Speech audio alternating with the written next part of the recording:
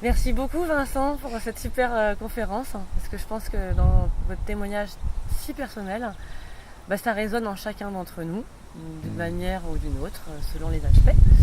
Alors comme on connaît, on nous a beaucoup raconté votre parcours, avec beaucoup de cœur d'ailleurs. Moi j'aimerais bien, par rapport à votre livre que je n'ai pas lu, donc les 12 sagesses de l'arbre, des arbres, est-ce que vous pouvez nous en énumérer quelques-unes de ces sagesses que l'on pourrait s'approprier, voilà, celles de votre choix, pas les 12 parce que on va lire le livre, mais celles qui, comme ça, pour lesquelles vous avez envie de nous donner d'un peu de matière pour être outillés et puis s'ouvrir à cet univers des arbres. Moi j'aime beaucoup une sagesse en particulier qui est celle de l'arbre qui a été abattu, l'arbre qui est coupé. Voilà, on a tous vu des souches, c'est un arbre qui a été abattu.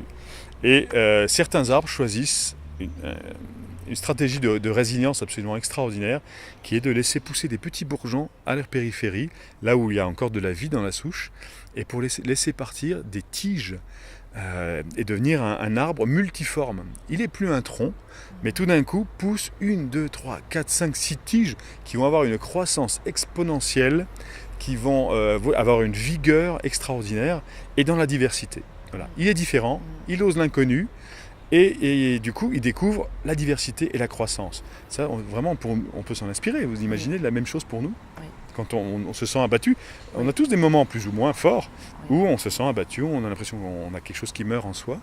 Ben voilà, on peut s'inspirer de l'arbre qui nous dit, ok, fais le deuil de ce qu'il y avait avant, tu ne seras plus jamais un tronc, mais tu seras peut-être 5-6 troncs avec une grosse vigueur, une diversité d'activités, de façon d'être. Oui, super.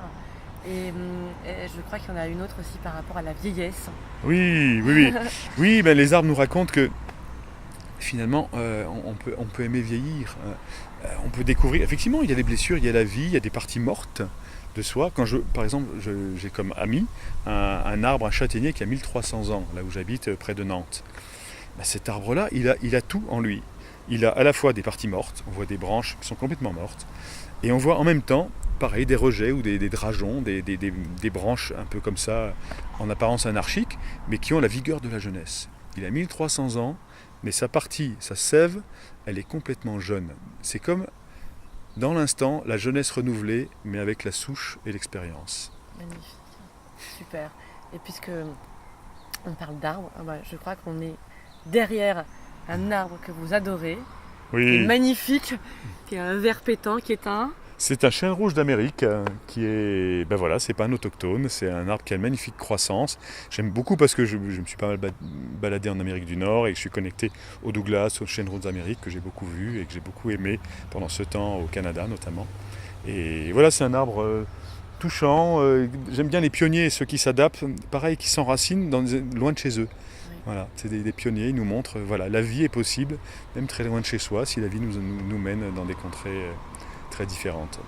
Merci beaucoup Vincent pour ces jolis messages philosophiques dont on va se nourrir. Et puis l'année prochaine, parce que je crois qu'on se retrouve l'année prochaine. Ah oui. À Saint-Gervais. Je compte bien revenir à Saint-Gervais. Et on chantera tous. Et on ira dans la forêt chanter. On ira dans la forêt chanter. Merci beaucoup. Merci beaucoup à vous.